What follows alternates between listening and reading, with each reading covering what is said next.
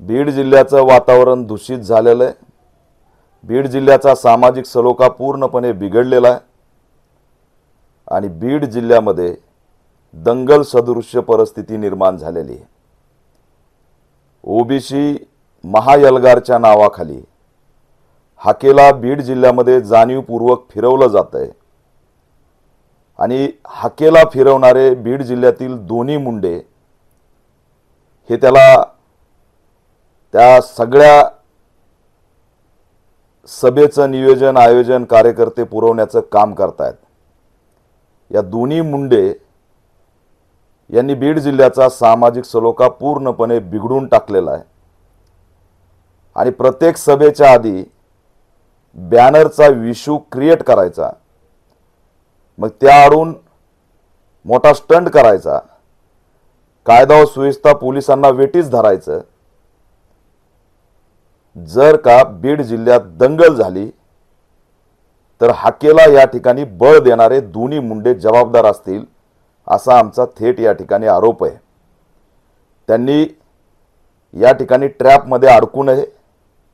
बीड जिल्ह्यातील मराठा असेल, ओबीसी असेल, दलित असेल, मुस्लिम असेल यांच्यात विभाजन करू नये आणि पोलीस अधीक्षक यांना सुद्धा आमची मागणी आहे की भोगलवाडी प्रकरण जे आहे ते ताजं होतं, आता पुन्हा गेवराईमध्ये पुन्हा बॅनरचा इश्यू क्रिएट झालाय।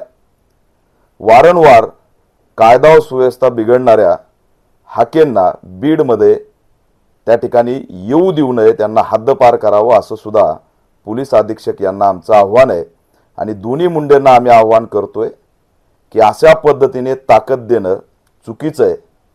तुमच्याकडे बघण्याचा दृष्टिकोन लोकांचा लोकनेते म्हणून आहे। हा लोकनेते म्हणून बघण्याचा तुमच्याकडे असलेला दृष्टिकोन जपला पाहिजे।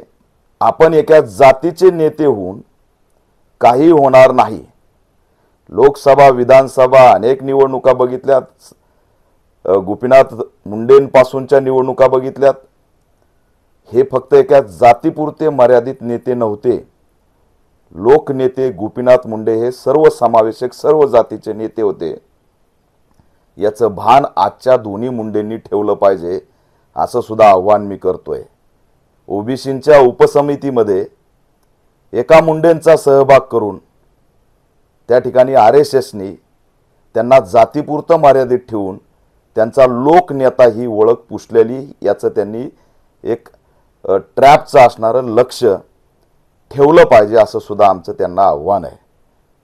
लक्ष्मण हाकेंना बळ देणं बीडमध्ये दोन्ही मुंडेंनी थांबवावं। या सभांमध्ये, या रॅल्यांमध्ये जे भाषणं होत आहेत ते जातीय तेढ निर्माण करणारे होत आहेत।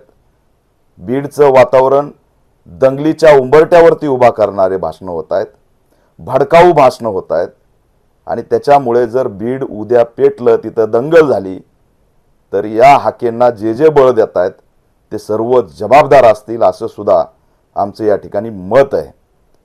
या रॅल्यांमध्ये संतोष देशमुखच्या मारेकऱ्यांच्या नावाने जर घोषणा दिल्या जात असतील तर ओबीसी आरक्षण वाचवण्याचं आंदोलन आहे की संतोष देशमुखच्या मारेकऱ्यांचं समर्थन करणारं आंदोलन आहे, हा सुद्धा प्रश्न आमच्या समोर उभा राहतो।